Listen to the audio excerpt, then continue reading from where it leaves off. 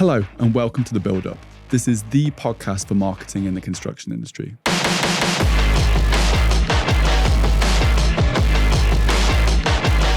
I'm Dan, the creative director at Dissident. We've been working with construction brands for a number of years. It's an exciting and rapidly evolving industry, and that's why we created a podcast dedicated to the weird and wonderful world of construction marketing. I'll be speaking to leading brands, other agencies, creatives, influencers and startups. This is the resource I wish we had when we first started out in the industry. Thank you for being here and welcome to the Buildup.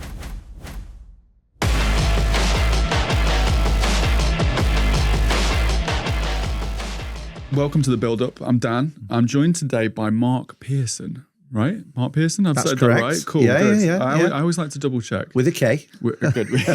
From Beta Tools, Keelan's on the Keelan cam. Say hello, Key. All right. Very, very excited to have a tool manufacturer. That's exactly what we are. Amazing. Yeah. On the podcast, we've never worked with any kind of tool brands, I don't think for the most part. It's always something we've wanted to, because it's this idea of like for me, it's a sexier product of market than a lot of the stuff that we work with. Or it certainly seems like it's a bit easier. But at the same time, because it's easier, I imagine a lot of people already do it relatively well. Especially from a creative point of view, it's kind of easier. It's a competitive environment, that's Exactly. for sure. And it's long established, with many companies that are long established in there as well. Well, welcome. Really excited to have you on. Thank you for taking the time. Yeah, can you tell us a bit about yourself, Mark? Tell us about your sort of background, how you got into this industry, that kind of thing. Sure, yeah. So, Mark Pearson, UK and Ireland country manager for Beta Tools, UK and Ireland. So we are one of the subsidiaries of Beta Group. So Beta is an Italian company, 100 years old now, so long heritage in tools. And me personally, I've been in around the industry for a little while now. Probably started my sales career in the industry just over 20 years ago with hand tools. I've also worked in power tools as well, and in security, which was my last company before coming to Beta. Security? Security products. All right. You weren't like not as in bouncing and minding or anything like that, or surveillance or anything exciting like that. But general security products, manufactured products. But but before that was also my interest and experience around tools. I was a time-served engineer as well, serving the traditional apprenticeship from school. So that kind of has really lent itself quite nicely to the industry and being around the industry and being able to understand products, understand solutions, understand end users, and being able to converse quite nicely as well, but also needing to learn as things have changed, over the years, and applications are always changing. Innovation and R&D is obviously a big part of our industry and something that everyone's striving towards. So never too old to learn. But it's been quite a journey over the years. I'd say I'm a salesman by tradition. Okay. So that was the passion side of it. So a driven salesperson, but sort of grew my career through, starting off as a typical sort of area sales manager, moving into key and strategic accounts, moving into management side of things, and then eventually, moving into a commercial director role that kind of included marketing, had a marketing influence to it, looked after a marketing department, and was kind of starting to encompass the whole sales and marketing journey and joining the two parts together. Nearly 2 years ago, or just over, Beta came and got in touch and made an inquiry. It was interesting because I thought, of course, I remember Beta from back in the tool days, and thought it's a brand I've not seen for a while and not sort of heard of for a while. Was intrigued immediately.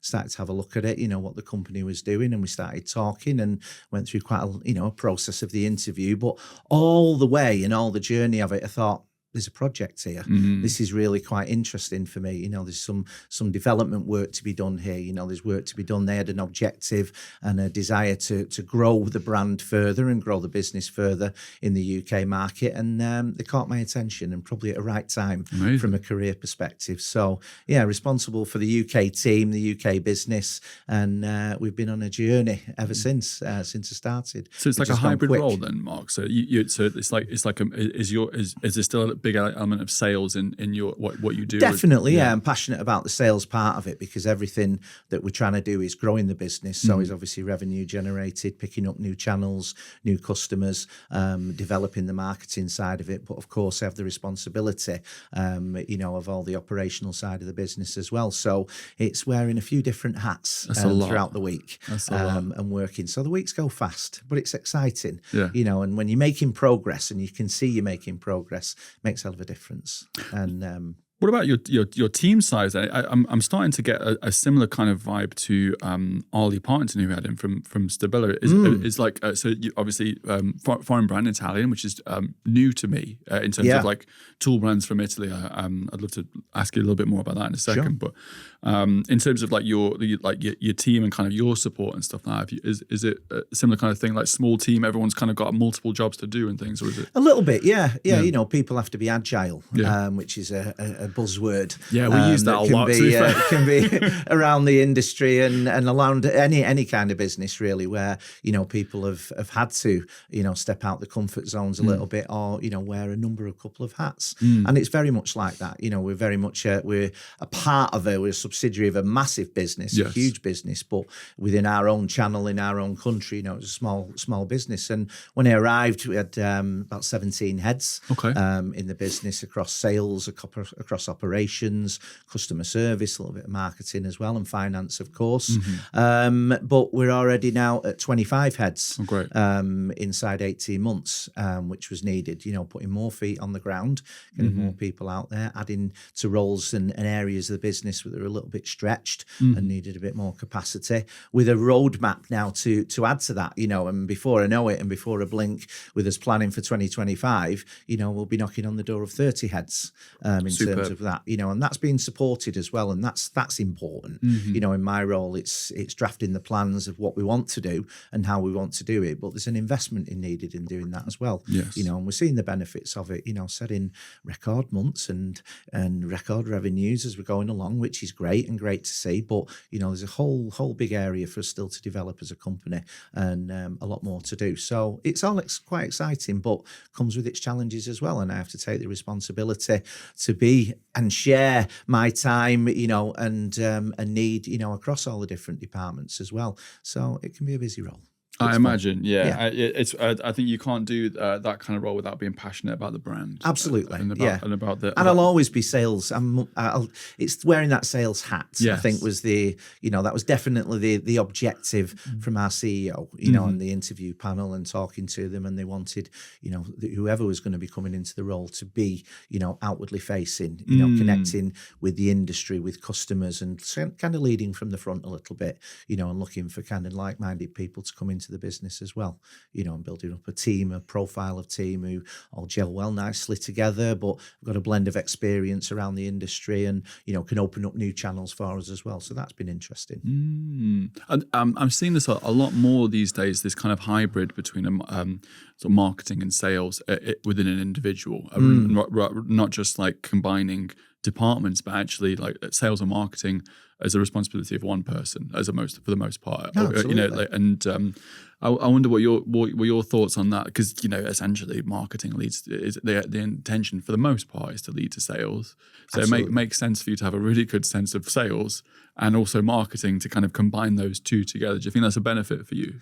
Yeah, I think so. And I don't think that's anything necessarily new either. No. I think the role of let's call it a sales and marketing director or sales and marketing manager, has been around for a number of years, and has been around. But it's just, I suppose, getting the individual who can blend those two areas together, and use each to drive the other, marketing lead generation, sales generating leads, and going round and round and round in terms of where you're then building the proposition, building the business from that. But I think, the two have to work, in harmony, and especially now, where it's more important than ever, and you have to think a little bit differently in terms of what you're doing. There's lots of channels to utilize.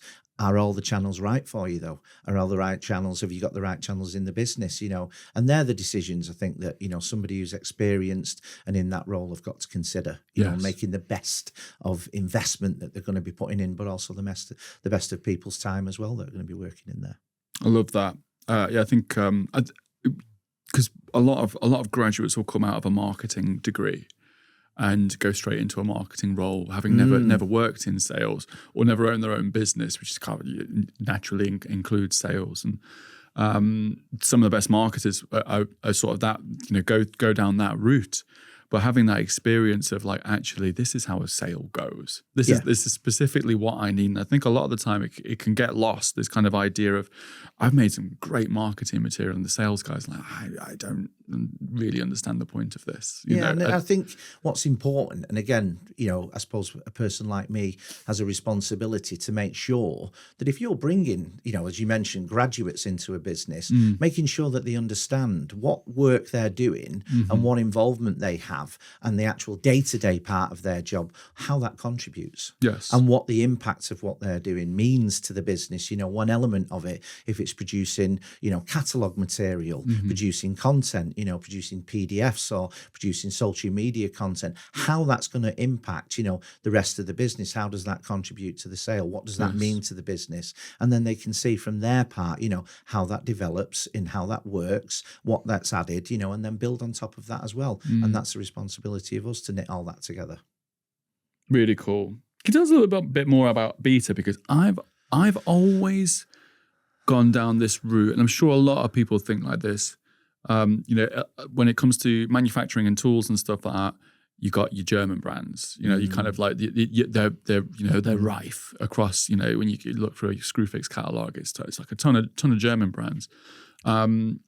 But obviously, Italy, well known for making performance sports cars and the motorsport industry in general, and that kind of leads quite nicely into beta tools because it's not just construction sort of tools and stuff that beta tools creates, right? It's like a real good mix of that kind of thing, and but also like engineering, mechanics, stuff like that. We would term the brand as a premium brand generalist. Okay. In terms of what we do. And that is where we're covering all bases and all different trades, in terms of the offering that we've got, from hand tools to workshop equipment, to workshop furniture, to power tools, PPE, abrasives, welding machinery. There's a whole stable that have been added to the group for Beta's perspective. But it's been 100 years in the making, as I mentioned before. Yeah. It's still family owned.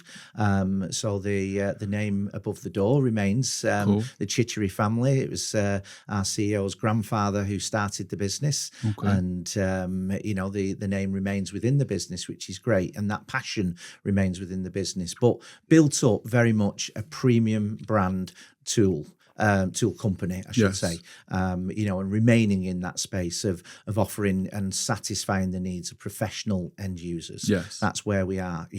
We would welcome, and obviously any enthusiast, any tool user that wants to use our tools, but the tools are made, for that professional end, somebody that's wanting to use something 24/7, 365. That's where we are. And that's where we price the brand at as well, importantly. Yeah. That's how we market the brand in terms of what we do.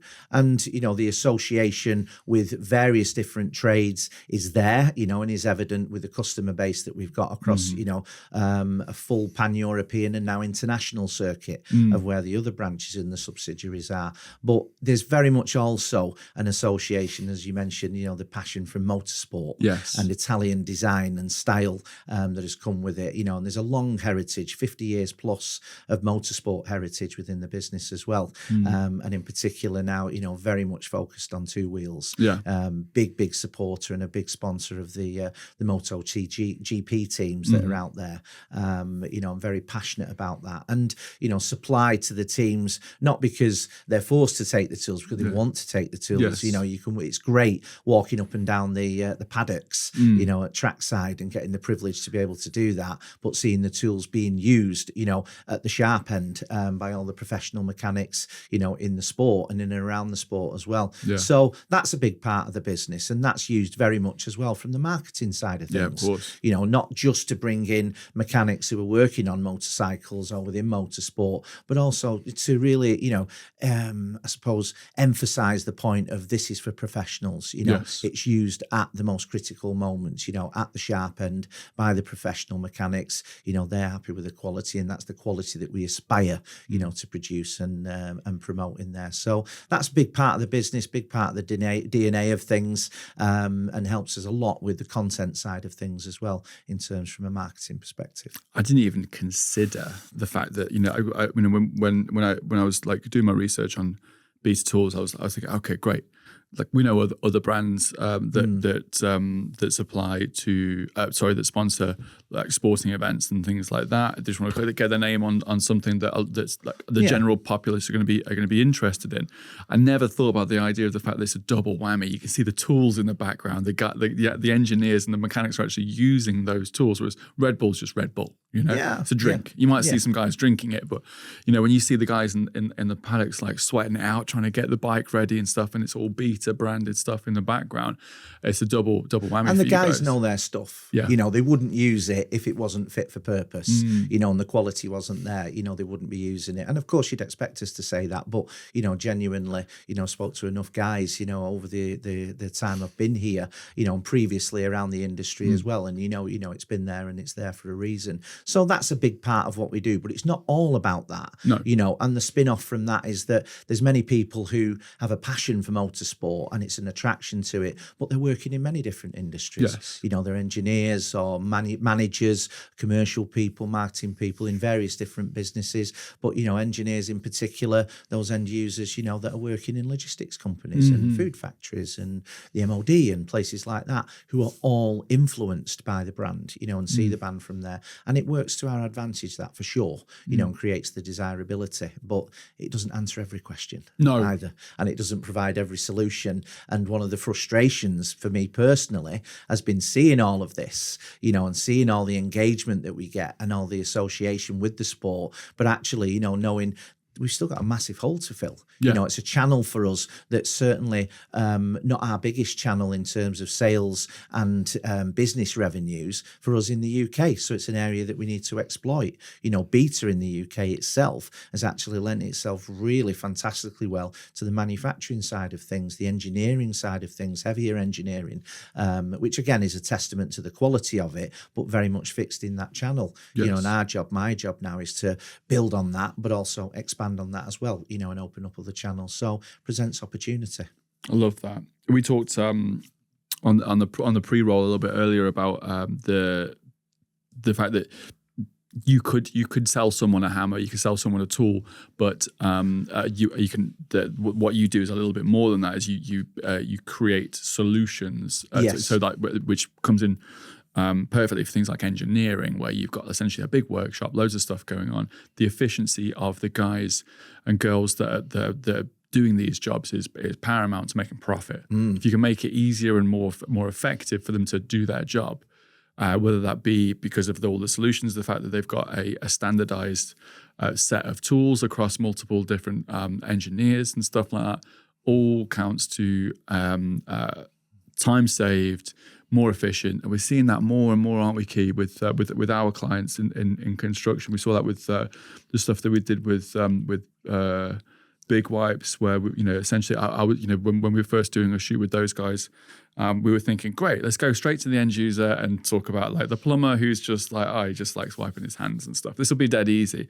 And Big Wipes like, no, we're looking to get into these kind of bigger engineering firms and maintenance firms, because our products, if it's used by their staff over a period of time, because it saves them so much time, can make the company incredibly profitable as a result, because it's just like, it's those kind of marginal gains type thing of just like, you saved X amount of time here by just wiping this down as opposed to getting a cloth or whatever. Keep it clean in their tools, making everything clean. And we're seeing this a lot in the industry now, this kind of like, it's not just about an object; it's about a solution. And I think that's massive. That's huge. So cool, absolutely huge. And has become part of our narrative now. And almost the elevator pitch of yes. We are now. We see ourselves as a solution provider. That we also sell tools. And transactional tool sales really important to us, but actually understanding the need and the pain points of end users to then deliver them a solution. That's the critical bit. And that has been the difference for us, in terms of what we've been doing, delivering our workshop solution piece as a business, of knitting all the ingredients of us as a manufacturer, all the best bits of all the products that we, solutions that we can provide, and pulling it together for, a workshop space, for instance, in wherever it may be, of going in there, talking to them about, their needs, requirements, their pain points, and then coming back with a prescribed specific solution for them, something that's made to measure, furniture that's made to measure, that's going to fit the space that they're working in and is going to work for them, in the best space for them, so that they can work efficiently and get to the tools that they need, at the right times, in the quickest times, in that standardized way as well, where everybody's working from the same solution. The tool control side of things is massive now, everybody knowing where everything is and where it should go back to as well, from a traceability perspective, but also from a safety perspective. But, really filling those gaps, and us understanding that now about what do we do well, what do we do best beyond just selling tools, has been game changing for us, and that's our opening narrative. That's our opening elevator pitch, to people about what we really do well, and scaling that from a small workshop, 1-man band, 2-man people, up to a workshop that's got 50 engineers working in there, that's, got 3 shift patterns working within the day, where everything has to be, locked down. There has to be a security element to it as well, in terms from a traceability perspective. But actually, these companies, have obligations, and they can be receiving non-conformances from audits that are, they're part of multinational companies. And this has become really important for us, and has become a big USP for us. And it's changed our narrative and the way we go about doing things, and, brings to life then, the opportunities, more than just it being a hammer or a socket set, or a screwdriver or a piece of workshop furniture, a roll cab. Actually, when you throw it all together into one solution, that's when it becomes interesting for people, because they say, now I get it. Now I understand, now I can understand how I can use that and why to invest in that, and why to pay for the, the investment of a large workshop, which can run into significant amounts of money. It's capital expenditure, in a big way for a lot of businesses, but their return on investment, goes beyond just realizing, and going, wow, that looks fantastic. It looks much better. It's much more efficient for the engineers, but attracting staff, retaining staff, has become a big part of that. And I found that really interesting, for people. Engineers, they're not as easy to come by as perhaps they used to be at one time, and good people, good staff in any walk of life, being the same, but certainly in that specialist field, where you're working in a specialist area, having the good staff, retaining the good staff, but being able to attract good staff, they're using the investment of the tools and the products that they're putting in there to do that. And that's been game changing, I think, as 100%. well. I mean, it'll be the same narrative. And so we're looking at, so we're going from, it's a tool brand, the Make Elite tools. We could market towards the end user in terms of like, this is a great tool, this is what it does, this is the high quality, all that kind of thing. We move from there, which is still important, move from there to marketing and the messaging changing a little bit to solutions based in terms of like, this is going to make your business more efficient. You're going to be, like conforming to regulations a little bit better. It's going to look good and be uniform. So then we're actually using it as like a recruitment tool, in terms of like, if you've got these tools in place, if you've got these, and we talked about the again, pre-roll. Say we should stop saving all the good stuff for the pre-roll. Of like, the potential of like having like an engraved name on your chest, like your drawer chest and stuff like that. That's a massive requirement. And you put it together with, a drawer that needs tools in there, and you put those tools into foam sets, so everywhere has its place, and then you put a tool reference on there, a code that means something to the business, or even somebody's name, it improves the traceability straight away, and it improves the who belongs to what, and what belongs to who, I should say, in terms of that, and improves that all for a business, you know. The internal politics shrinkage of has been a big thing, you know. That's my kit over there. That's my kit over there. Well, no, this is your kit here. This is what belongs to you. You know, that's your responsibility. You need to make sure that everything's returned to there, you know, and you need to look after it, you know, in terms of that. And that, again, for seasoned engineers, but younger engineers coming through as well, you know, learning to you know, look after the equipment that they've got, you know, and respect the equipment that they've got, you know, and knowing where everything is, you know, is massive. And that's been a big part of our whole solution that we put together.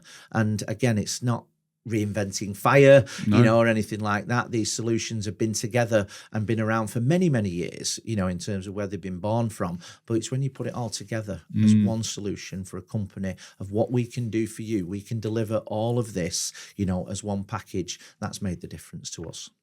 I mean, you can think of so many industries that, you know, I don't really think about this. We do a lot of kind of recruitment type content, don't we, Key? Like, but like certainly for like different industries, or there'll be like a recruitment element to it. We need to we need to look like a good employer.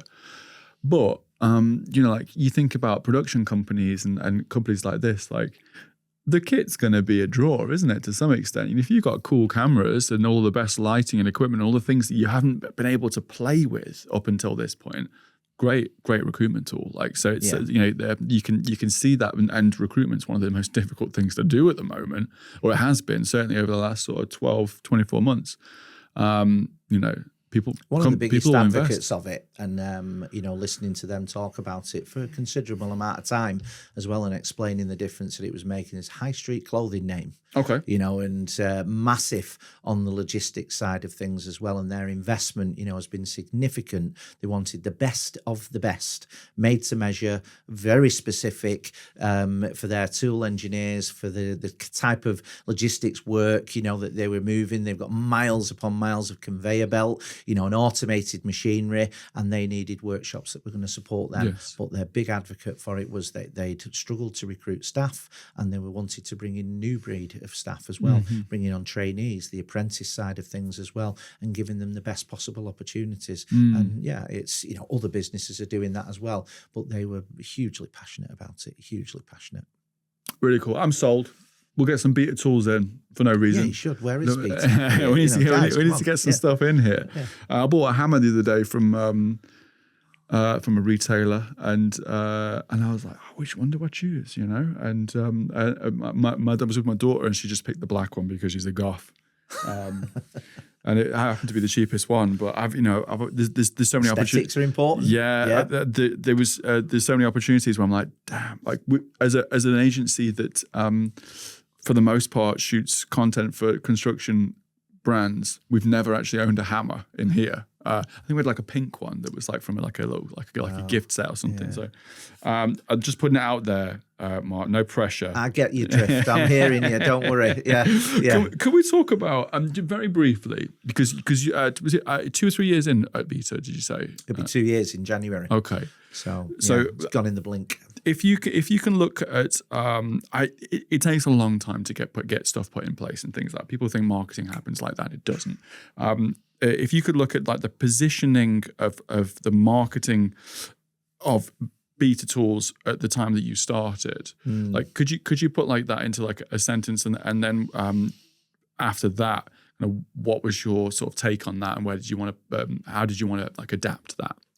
So yeah, it's quite easy, and we're quite lucky as a subsidiary that everything marketing related in the most is served up to us by our HQ, the marketing function that works out of there. So thankfully they create and produce all the literature that's needed, all the core literature in terms of that. But I would describe ourselves very much as being very traditional to the industry. We were catalogue based and brochure based, quarterly promotions, bits of flyers, you know, an annual catalogue that would be going out there, you know, with 1,001 reference points in there, was 16,000 products, you know, across 30 different categories. So the catalogues like that, which is great as well, because it covers all bases.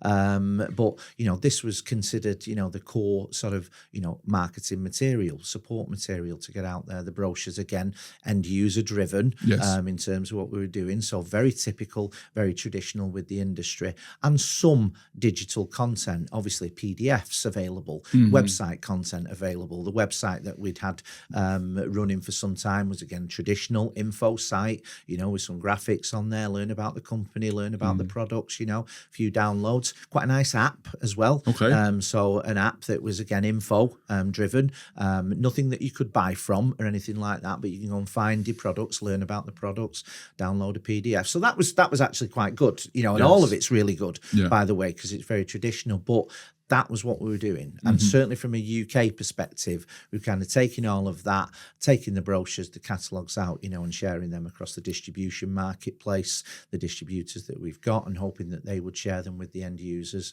and doing that. And that kind of been in place for some time, and was how things were. There was a dabble on the social media channels, but not really particularly utilised. It's kind of there, and it's good to be put there in place. It was okay, but again, just kind of static. Yes. That was it, and not really having the time or the expertise around the business, to truly maximise that opportunity. And the business was busy doing lots and lots of other things as well at the same time. So kind of the foundations were there, in terms of that. And I would say we'd be quite traditional with lots of other businesses that have been there. And what that wasn't doing, all of that, was that the catalogues remained important to us, and it remains important to get them out there, but actually, using the catalogues and the brochures, to better effect as well, and using them as an education tool as well. But more importantly, starting to blend that with the different channels. Are we telling people on social media about our catalogues being available, and where you can download them from, and why you should use the catalogue, and the promotions, and the availability of the promotions, and some special offers that may come with that?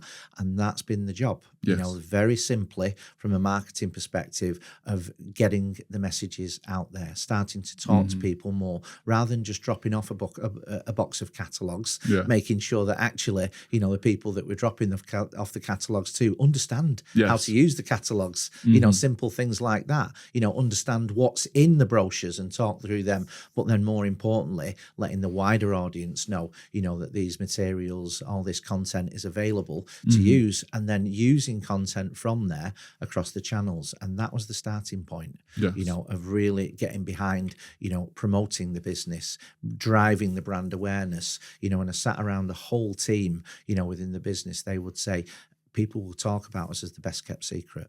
People will say, beta, but it's a bit of a secret, isn't it? It's nice. It's just for us. It's like, okay, could do without that. Not necessarily a good thing, but a reality, because of the channel that it had been in. And then looking at things like, the activity on social media, the number of followers that we had as a brand, the amount of engagement, we needed to put some horsepower behind those numbers, and that's been a big part of the job as well. And combining all of that, putting that together as a strategy to say, okay, so how do we want to talk to people? What do we want to do? And that's been a big part of the job. That's what we've been doing from a marketing perspective, to grow our follower base, grow our engagement levels, and grow the material that's being produced, and using that to best effect, and using it across all the different channels.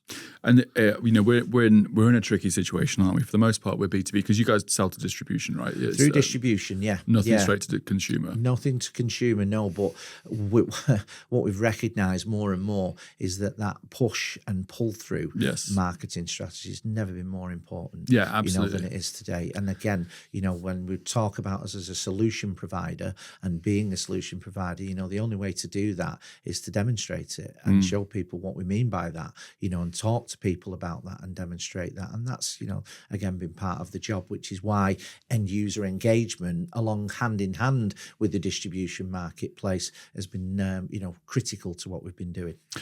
We're in that sort of sticky situation where us marketers and creatives in the construction industry, especially the B2B side of things, like tools manufacturing, we've got twice the amount of work to do, basically, haven't we, when it comes to marketing, because we've got two different audiences that we've got to try and market towards, with various different channels. Some of the channels there's a bit of a crossover, some there isn't. and some were heavily reliant on sales teams for and BDMs. And others we can do purely digital, so we can do that from an office. We're very clever people that were in the office. We've got a lot of stuff to do, haven't we, essentially? Yeah, of course. And you mentioned the sales team there, and not striding over that by any stretch, but they needed to feel supported, when they're going out and they're competing against the other brands and competing against the other ASMs from competitor brands that are coming into people. They've got all the armory. They've got the things that they need. They've got the printed collateral, that's up to date and is correct, and it's what they need. And they've got lots of copies and lots of it available to them. But also they can point people to points of reference. They can point people to a good website. They can talk about some of the new social media content, or most importantly, hopefully, someone talks to them about things that they've seen, which has become a bit more frequent, thankfully, and proves kind of you're starting to get somewhere in terms of what we're doing. But also, the other resources that they've got, and they need the tools in their box, and they need, the things that will make them stand out from the crowd a little bit, and present ourselves, and with a responsibility to that. And there's an expectation, I think, as us as a premium brand as well, that all of that material is at a premium level as well. All the marketing collateral, goes with the kind of brand representation that we want, and all of that comes together. And we weren't there, we weren't there. And that's not anybody's fault. It was because nobody had really took responsibility of it before, and it hadn't become a core KPI, and hadn't become a need in order to say, if we're going to grow this business and we're going to push forward, we're going to have to put some horsepower behind it. And the whole business, I think, has woken up to that across the group. The level of investment that the group are putting in, in a European market space, but also internationally as well, really ramping up the horsepower and, the money it's being invested into everything, is quite specific, and in a short space of time for me, not quite 2 years, seeing a difference to the company that I joined, to what I'm part of now, and seeing that difference, and that's being driven, in terms of the changes that are happening, for a good reason. And a goal, again, with content, show, tell in terms of what we're doing, but awareness, and not taking things for granted, which again could be and probably has been an evil of many a company. We've been around long enough, everybody knows who we are. Just assume that everybody's fine with that. We've got some great relationships. Big mistake, big mistake, and that's where companies have had to learn a little, and accept that not everybody knows what you're talking about. Never assume, and actually tell people what you do, and what you're good at, and where you can offer them, solutions and things that they're looking for. I think the whole of the industry is kind of on this kind of like trajectory. It's all of it's everything's ramped up. Last couple of years, everyone's going quick, like catch up. Yeah. And I get the impression that perhaps it's the same from head office at Beta, going right. We're seeing the benefit of this. Let's put more money, more resource into the marketing, into the new strategies. You mentioned something there that really grabbed my attention, was that all of the marketing material needs to be and collateral needs to be of a particular level and quality, and that's something that's absolutely, it's always been massive for me. Not just because we make a living doing this, but I see so often this kind of, and this is the thing, like we work with a lot of influencers, we work with a lot of UGC kind of content creators and stuff, which obviously they, for the most part, these guys are creating stuff on their phones, and that's fine. What I never like to see, it's not never like to see, I rarely like to see, certainly premium brands putting out anything that's less than premium on their on their content. So social media is it's one of those like really.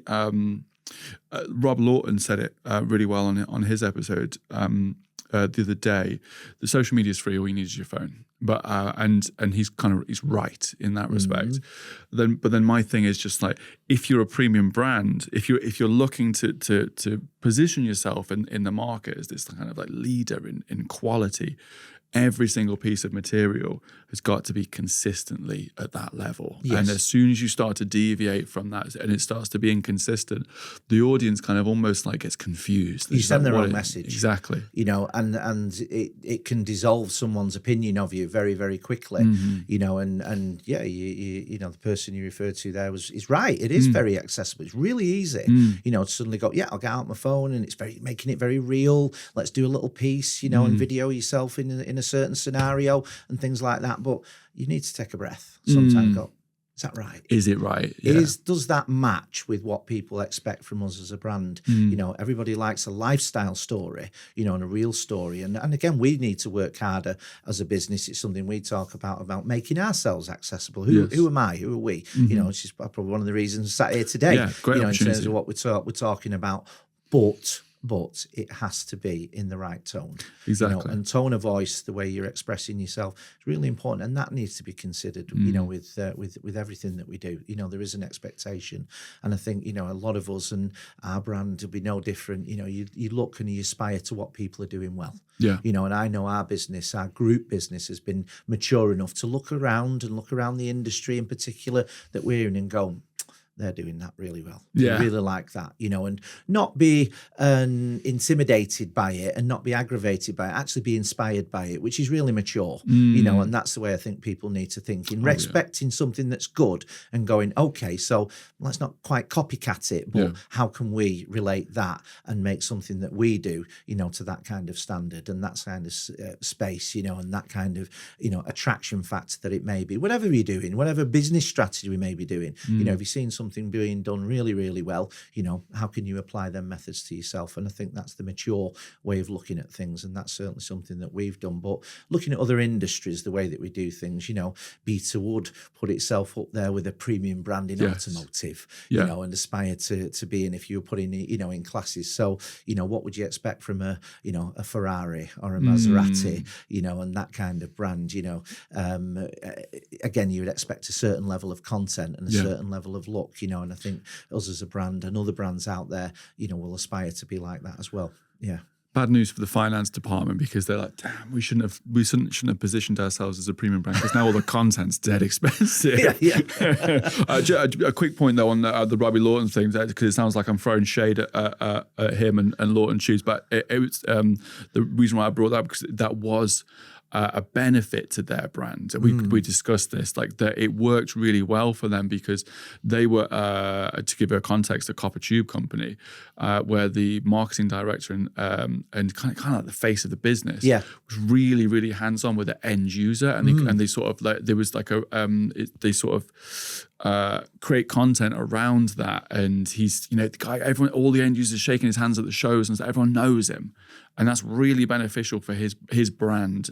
But it kind of works for their positioning. But there'll be certain brands that were just like, that would absolutely not work, and if anything, it would damage the brand. So you've got to be aware of this. I think a lot of people sort of stumble across it by accident.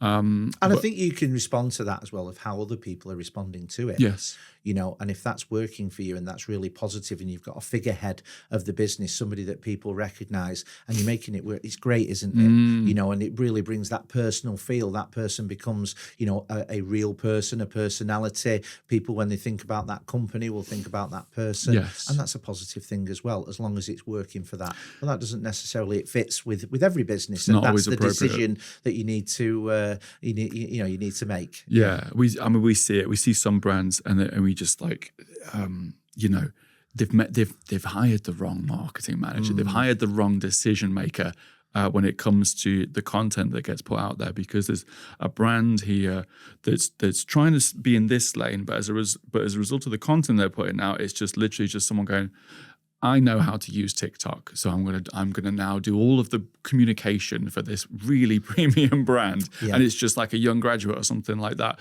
and they're just following people around doing kind of like silly videos and kind of like trending stuff, and I'm like, it's not working. Please stop. Someone needs to look at this from higher up and go, oh my God, stop this. It's not that it's a bad thing to do in general. It's just a bad thing for us. It doesn't represent the brand in the right way. Very much through all of that, considering all these channels, you know, and things like that. And every channel has been under consideration, you know, and talking to people, talking to distributors and customers who may use various different channels for what they do, and going, okay, that's interesting. You know, would that suit us? How would that work for us? You know, and it's retaining responsibility, but control of our brand as well, you know, and being responsible enough to do that, not in an arrogant way, but saying, you know, think about the bigger picture. how are people going to perceive that? How's that going to be taken? Be too quick to think about the return, the dollars, a quick sale. Yeah. Think that you need to consider, and we need to consider, everything that we do, and we want to mean something, across various different channels to lots of different people. But again, I think it's the marketeer's responsibility to be able to recognise that. Yes. And I think that comes with experience, and education, and looking and listening to what other people are doing, and again, looking at what other brands are doing and how they're making it work and making it relatable as well. Yeah, I think the consideration for marketers is, I think it kind of depends on the business. Obviously, it depends on the higher ups, the C-suite execs. I think too often is it a situation where marketing is a tick box exercise for a brand. So great, we need a marketer. Okay, get me the cheapest marketer. Okay, what's that? So that's a graduate, or even so a social media specialist. So they assume that that's someone that's young, which isn't always the case. It can help for sure, and they go, right, okay, this person knows how to use TikTok. This person knows how to use Instagram. Let's give this person complete free reign on all of the communication to our end user for the next 12 months or something like that, and we'll figure out the engagement, because they'll go, oh great, it's got great engagement. I'm like, yeah, it's got great engagement, but it's like damaging the whole brand and the sales and everything, because it's like, yes, they're funny videos, so they're going to get engagement, but that's like from an actual brand positioning point of view, it's terrible. Like, and chasing the numbers on the screen, how many of followers, how many engagements? Like, yeah, the numbers can look great, it could be, pumped up, but are they actually the right people? Yes. How many of that audience in there, are actually people that we truly want to engage with, and are the right kind of audience, that are going to be positively influenced, by what we're doing. Yes, you're going to get lots of passive interest, and people who do the kind of content that we produce. For us as a brand, get passive interest as well. But again, it's looking at that critically as well. Yeah. But I think also, a point to make on the marketeer side of things as well. I've found at times, especially more recently, I think the expectations of people working in marketing roles, can be a little conflicted, yes. And a bit unrealistic with what companies are needing.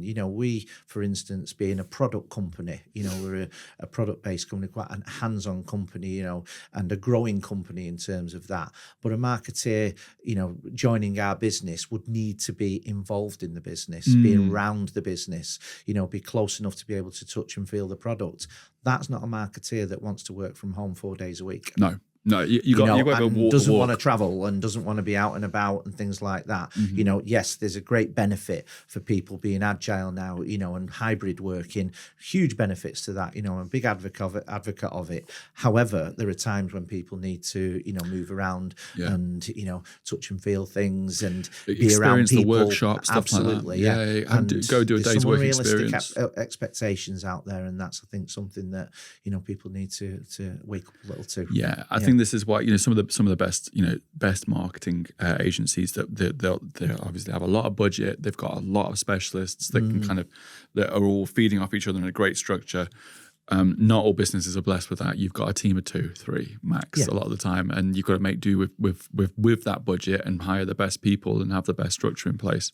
And a lot of that comes from the top. It's got to you led from the top, and the decisions that those guys make, the directors. We do find though using agency useful as well, and resource that you can switch on and off when you need. Exactly, is really helpful, in terms of that, and that's worked for us, and that's actually filled gaps, and is remaining to, and part of our strategy moving forward of trying to, employ that perfect person, that might not quite exist for everything that we need in terms of that, and with the team growing the way it is, getting that right person is in place, but using third-party resource is really important for us as well, and an absolute need. And they bring a different perspective as well, and a fresh pair of eyes, that are not in the business, and make you see things in a different way. And I think that's important. And that's something that I've certainly learned the value of, from a marketing perspective over the years, of not to ignore that, and ignore the benefits that you can get with third-party resource.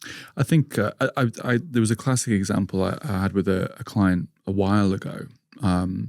they hired us to do some like high-end production stuff because they had an in-house marketer, but they were kind of hired as a junior, but had no one to learn from. So they stayed junior, basically. They had the skill set that they got out of university, but that no one to actually learn from. So there wasn't a senior videographer, there wasn't a director of visuals or whatever. It was just a junior videographer, and this was a massive company, and they just didn't put a lot of resource into marketing at all. Put a lot into design, but not into content. So they had these guys. This was actually like a group. So they had lots of different brands that they worked with. It's almost like a channel. So they had this kind of junior who just kind of like learned as much as they could at university, and kind of like got put in the role, and they're just like, well, I have this limited skill set, because that's all I've known.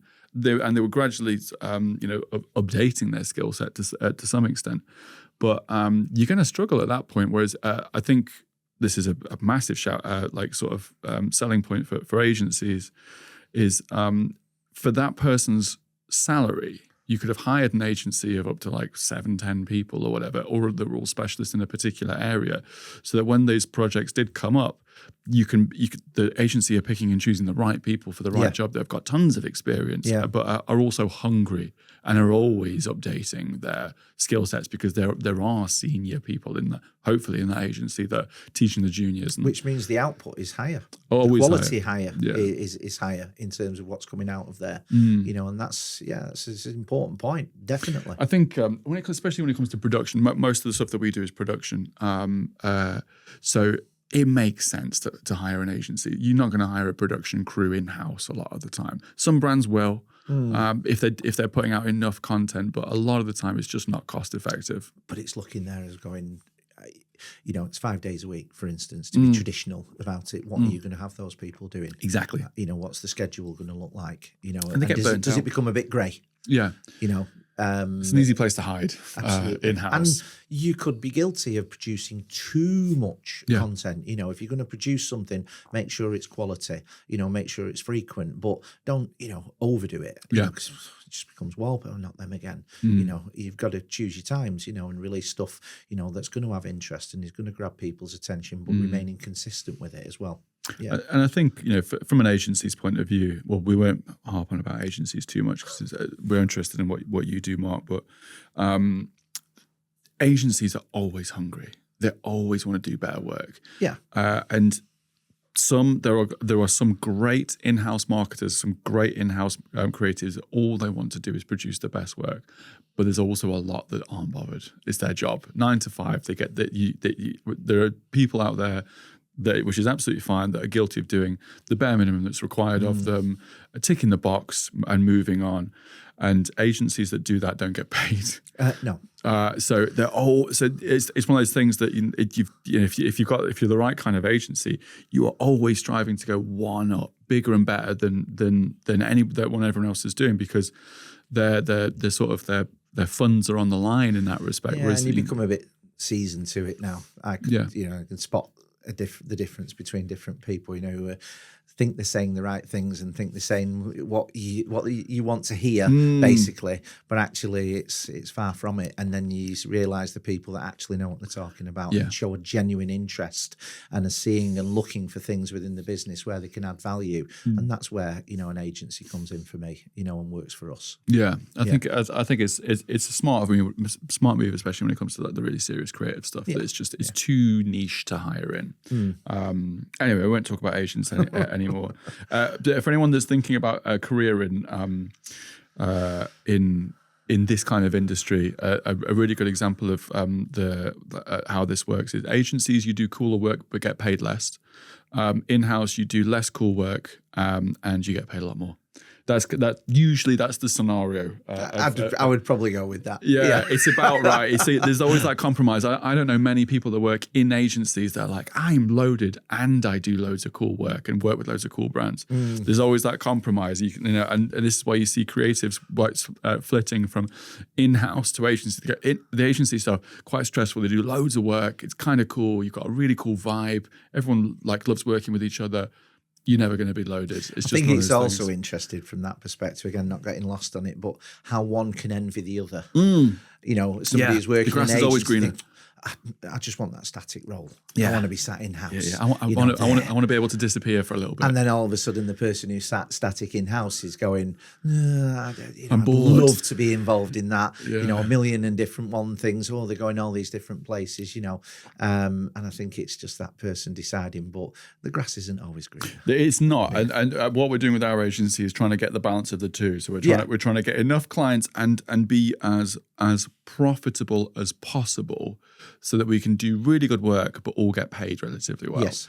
And a lot of that, and I speak to my team about this, is all about efficiency. It's not the creative stuff. The creative stuff's there. It's a given.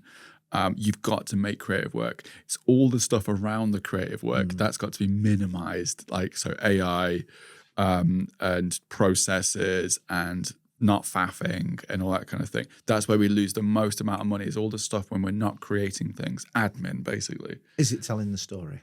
Yeah. What you're doing, is it telling the story? Yeah. Is it delivering the objective? If it's product-based, is it explaining the true nature and benefits of that product to somebody? Yeah. And if you're using all those techniques and it's not doing that, then there's something wrong. Yeah, absolutely. Yeah. Anyway, a little insight into agency life. It's fun, isn't it, Keelan? Yeah. It's fun. We're skinned, but it's a good time. So really, I feel like we've got off piste absolutely massively. In terms of channels, we've talked about that a little bit. If you could tell me one channel that you've got more of a focus on right now than any other, I'd love to hear that. One particular marketing channel, whether it be digital, socials, whatever. I think digital. Yeah, is definitely a big part going forward, and using all the best bits of digital to tell some stories, and bring to life all the best bits of our products in real time. To be able to explain to somebody, of what we did for somebody. So a classic case study, but brought to life for somebody, of explaining, where we started in a conversation with somebody, what their pain points were, through an end user perspective, for instance, and then what we did, what our journey was in terms of delivering a solution, to remove those pain points. Yes. And what that looked like, the specification of it, the products that we used, why we used them, how it was going to benefit their business, their industry, and then at the end of all of that, the final solution, what that looked like, and 3, 6 months, 12 months down the line, what benefit did they get from that? Yes. And that's one of the core objectives in terms of what we want to do more of going forward, and bringing with that then the content of the products, in terms of what we do, highlighting the benefits, putting things together again in that solution package, while still selling regular products along the way, but in a context. Correct. Making it real, making it tangible for somebody, and understanding not just that it's just a hammer or just a socket set, or just a cabinet, actually bringing it to life. And that for us will be part of it, because I think people seeing that at end user level and hearing that at end user level will relate to that, and that will then help our distribution partners, and the distributors that we work with drive interest towards the brand, because our objectives are twofold. We want to make the brand more aware, drive our awareness, and make it more accessible in terms of what we're doing. So this digital strategy, driven from a content perspective, is going to be a big part of that. And is that so?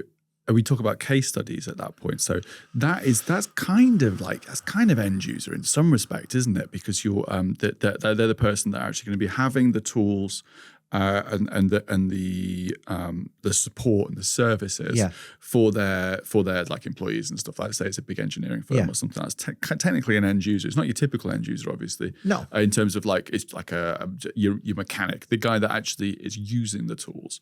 How do you split your sort of strategies between I guess traditional end user, a sort of more like a larger customer, I guess, in some respects, and then your actual distributors? Are you using different channels for different kind of like communications? Yeah, definitely, but not separated, connecting the two together, and making it clear to the distribution channel that we are working hard to generate brand awareness. Yes, because essentially by generating that brand awareness, it's hopefully going to bring those end users to want and desire the brand, the pull and marketing, want to get access to it. So pulling it it through. So demonstrating that to them and supporting with them, give them access to that, acknowledging with them, even doing some in partnership, and working with them. And because obviously if we do a nice case study, of a project that we've done, a work that we've done, we'll have done that hand in hand with the distributor and explaining how that relationship unfolded with the distributor and what part they played as that, which could be a critical part of it, the relationship, how the relationship was managed. There's a lot of moving parts to different things that we'd be doing. So bringing that on a journey, which is then supporting the distributor, but hopefully inspiring other distributors of different things that we can do as well, and showing them how we've worked with other distributors, how we could work with them potentially, and opportunities that we'd have, and giving them the assurance that we're actually capable of doing this as a brand. And then the flip side of that from a distributor and how we're marketing to them is showing them all the I suppose the tools that we've got from a marketing perspective, all the different types of elements that we can help them with in-store display, online content, digital content. If e-commerce is a big part of their business, how we can support them with all the content that they need. That's huge. In terms of that's massive. So many brands are really guarded with their content. They don't want so. And it's baffled me. I speak to some, and for some, I understand you got to hold some stuff back, and you've got to be careful about how it's used to some extent. But I'm like, okay, so you've just, let's say you guys have just put 50 grand towards an amazing campaign for a range of tools and all these different. You've got loads of assets, and it's really exciting. You put that out on your socials, and that's going to the end users in terms of the actual boots on the ground people. They're loving that. It's great. Potentially they're wanting to, go to their distributors and ask for these products and stuff like that.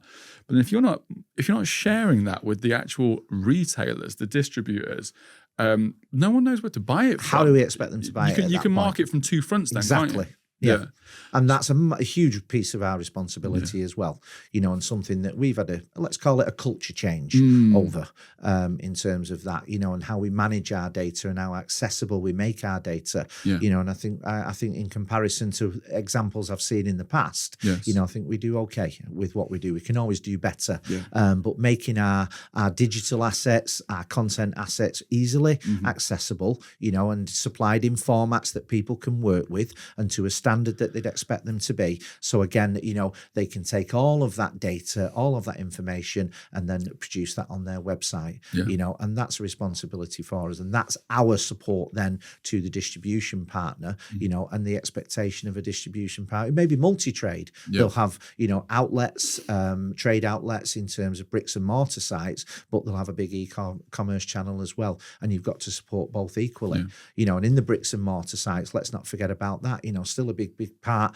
of our industry, our trade, our business, where getting access to a product now, availability to it and being seen is really important. So having in-store display and good quality in-store display as well is really important. Being able to help them, merchandise the stands, put the products in the right place, keep them secure, but, explain what the product is as well, even product reference codes and things like that. So for reordering of products, things, little things like that, can be really frustrating to distributors. And that's where we're working hard to try and improve that. And that's the distributor side of the marketing, but also then giving them the content as well, making sure they've got the brochures and the price lists and the accessible information that they need. That's us working with the distributors, and that's that expectation that's out there as well. And making ourselves desirable to distributors as well as to want to stock the brand. Why would I work with Beta? Oh, I've heard of Beta. I've not heard of Beta, which can be sometimes in the case, and us then doing the pitch, what we're about as a brand, but also what we can give them and what we can support them with, in order to be able to sell the product as well, is equally half the battle. Yeah, it's massive. Like you go, let's say for instance, you're going into you're selling into a new retailer. You go, here's the tools. You go, great. Here's the catalogs. Great. Okay, that's how I sell. That's how I sell them to it. But I'm like, what about my digital channels? Like, oh, sorry, can't help you with that. Yeah. You can here's like some white background images or something like that. And I'm like, if you're going, no, here's a database, here's a Google Drive link of all of the content you can use on your social channels, on your website to populate as much marketing material as you can for our product, which means that you've got your marketing team are happy because they've got social media content, they've got all this kind of cool stuff. And it's not just like product-based stuff; it's like storytelling content. It's the bare minimum you can give to a retailer is a white background cut out of a product, right? But if you're doing these really cool case studies and like tell you that perhaps you want to get some 60-second snippets of those kinds of case studies that are relevant to their target market. The marketing team are like, great, because I need to sell this product to make money. It's kind of I think a lot of the time that kind of gets lost, that if you can provide the materials to help your retailer, your customer, sell your product, both of you win.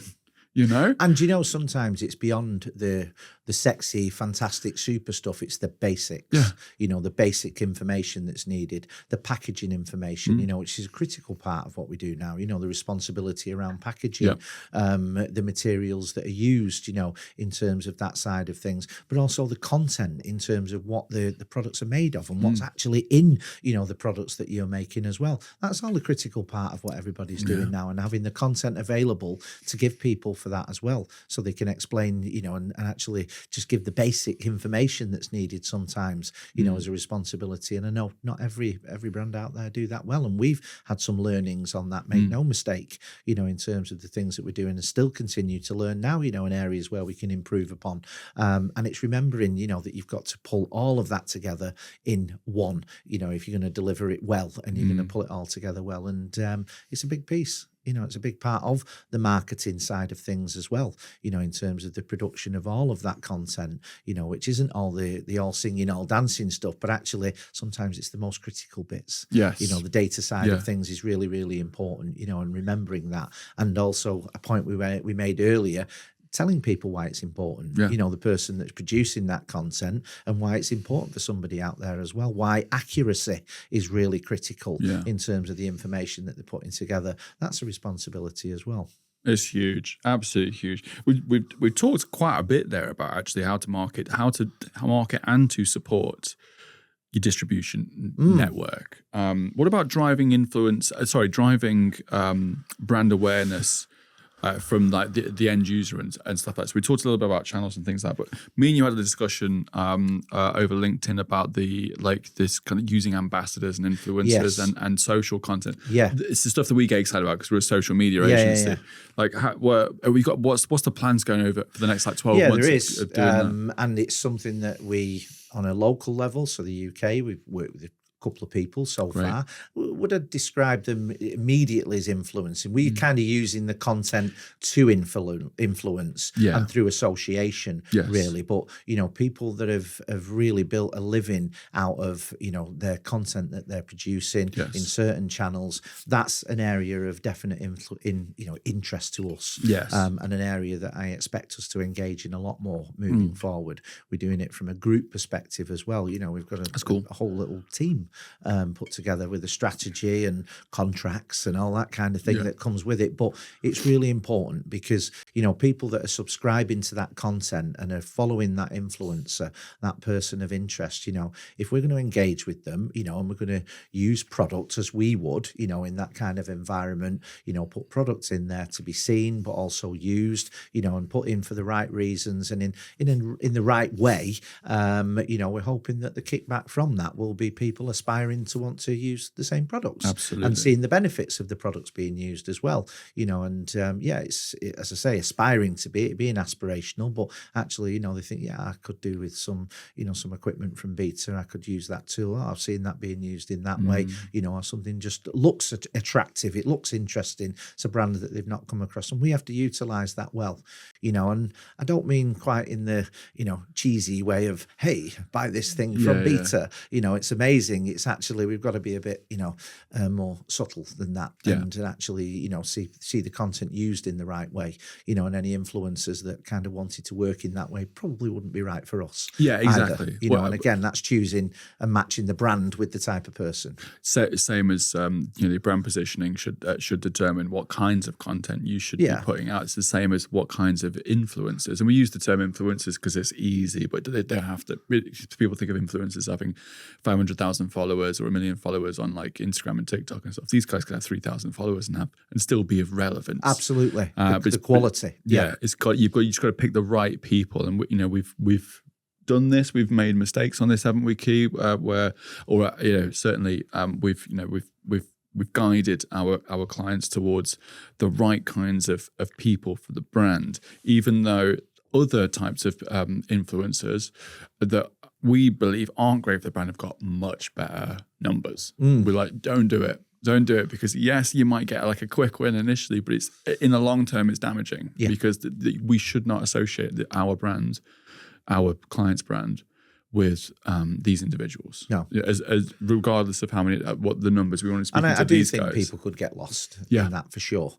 And see bright lights and see big numbers. And think, oh yeah, and actually not take a breath, just step back and go, okay, how's this going to work? What would we do? How would we make this come to life? And what's it going to mean to somebody?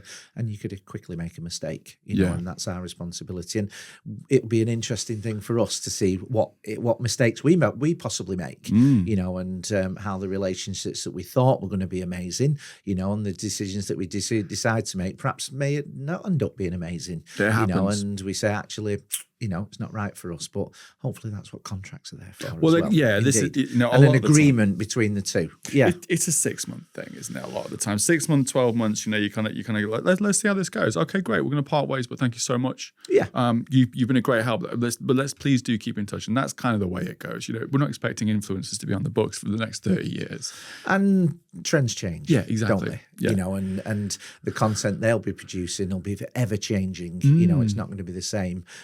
Certainly the guys that, and gals out there that want to be producing, for the longer term, and are making a living out, they've got to stay relevant and real and fresh, and we need to make sure, that we're coming along with that. And it may mean that what worked for somebody, as you say, for 6 months, we may end up moving on to somebody else or to something else, and it's a channel that I'll say, we've got the least amount of penetration in right now, but we're definitely looking at investing moving forward for sure. Well, if you need any help with that, give us a shout. It's not really a service offering that we kind of provide, is it? But in terms of like that, we're not like an influencer agency, but we've had enough experience in this to kind of at least be somewhat learned in I think it's that, and I think we will take advice and we'll take experience, and I'm sure you and I will speak about it again for sure. With the experience that they've got, but to make a considered view of going, okay, there's going to be an element of we need to take a chance and some speculation here, but doing it in a considered way and not going,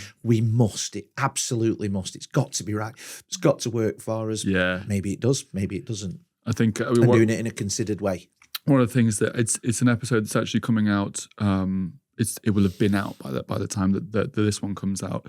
Emma Stefanotti, we had a discussion with her. She runs a company called Limitless EJS. So she's essentially an influencer agency. She brokers deals between the brands and the influencers. But also she supports both sides with extra services, essentially. So she's kind of a very supportive kind of partner. And we discussed the idea of a loose contract because influencer marketing is one of those things where I think a lot of brands want, okay, I want this and I want this and I want this and I want that every single month. And these are the deliverables because at the very least I can track what you've given me so I can deliver that to my financial director or my sales director to say, yes, they've delivered this. This is what we got for our money, which is nice. But the problem with that is, especially with influencer marketing, especially if these guys are properly on the tools, let's say you've got a very specific, I don't know, let's say it's a toilet valve because it's an easy one for me. You got a plumber and they're they've got a contract with a toilet valve company to do toilet valve content. And maybe some other things. But essentially, if they have to deliver one or a specific amount of content each month for that and they don't have any toilet valve jobs, it's not their fault. Forced, then, isn't it? So they're going to fake it. They're either going to fake it or they're going to squeeze it in or they're going to cut some corners. And what they could have done is done something else really well on a different month. Yeah. They might get 2 gigs on that particular month, and they were both really, really good toilet valve gigs. But they're only contracted to do one, so they can only choose one of those. Do you know what I mean? So I think that's where I think there's a pitfall there, isn't there? Where it becomes unnatural. Yes. So I like the loose contract. So it's like, we're aiming for this, but what I don't want to do is have to sort of burn myself out by having to do this piece of content, even though this month isn't the right month for this, and I can potentially do 2 next month. Having these kind of loose fitting contracts is I think a lot better. That's more how we work with influencers now. Is this kind of like, try your best. Eventually, I need to see some results. Yeah. But we'll aim for, rather than doing a piece of content a month for 12 months, just do 12 pieces of content, regardless of where they kind of fit. I need them to fit roughly, but at least then you can be a little bit looser and just have great communication. Yeah. That's all it is. And again, that's quite prescriptive, isn't it? And scheduled. And yes, you need, some structure to things and things like that. But I think you've still got to have a little bit of license to do something a little bit different, and something to provoke something within a year and within a time frame, something interesting. We've seen some really good engagement around exhibitions that we've been doing recently, much better, and positive than perhaps even, we would have expected. Yeah. And it's good to see that, we're now 24 and heading towards the end of 24, but post-pandemic, of course, but people that truly have come out to see people and come out to see brands, the exhibitions that we've been at in particular, and that'll be a part of our investment moving forward as well, and feature more. It's something that we do and always have done as an industry and as a brand, and always been part of it, but there's been times where you've questioned, the quality of the delegates that are coming through, the quality of the conversations that you're having, and especially if you find yourselves talking to exhibitors more than you're talking to people coming through. But that's definitely changed, and our experience just recently has been really, really good, and building up a pipeline of activity from that. But you build your marketing channel around some of these events as well, and including all the other parts of the channels has been a big part for us. Yeah.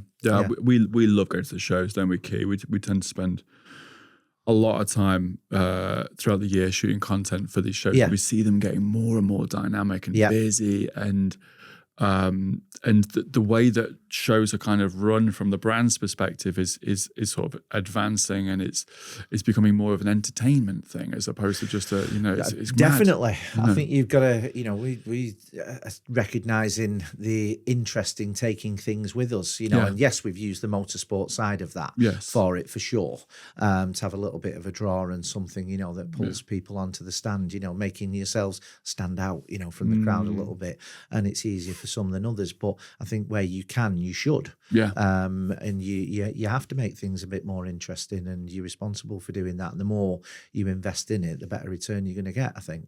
Next kind of 5 years, construction industry as a whole, where do you think it's headed? Like, what's your predictions? It doesn't have to be specific; it can be very broad.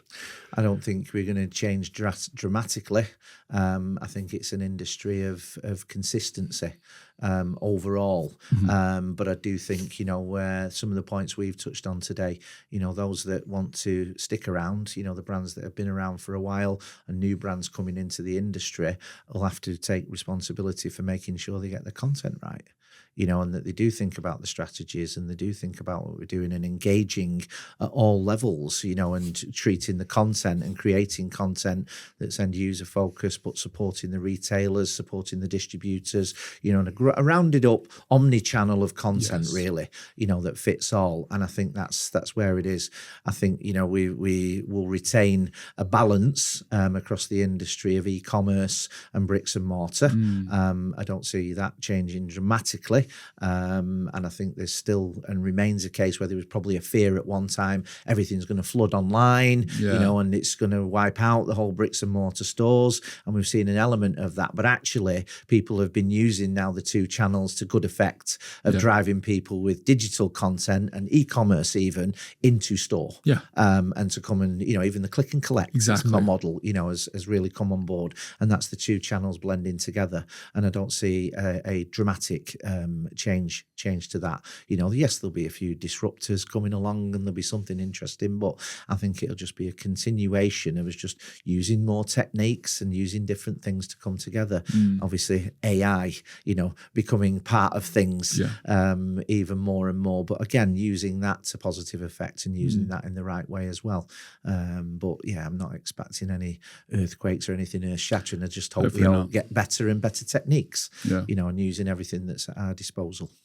Wise words. Mark Pearson, Beta Tools, thank you so much for being on the Build-Up. Really appreciate that. That really was a enjoyed it. Thank you. jam-packed episode. Amazing. Thank you. You're welcome. Thank you.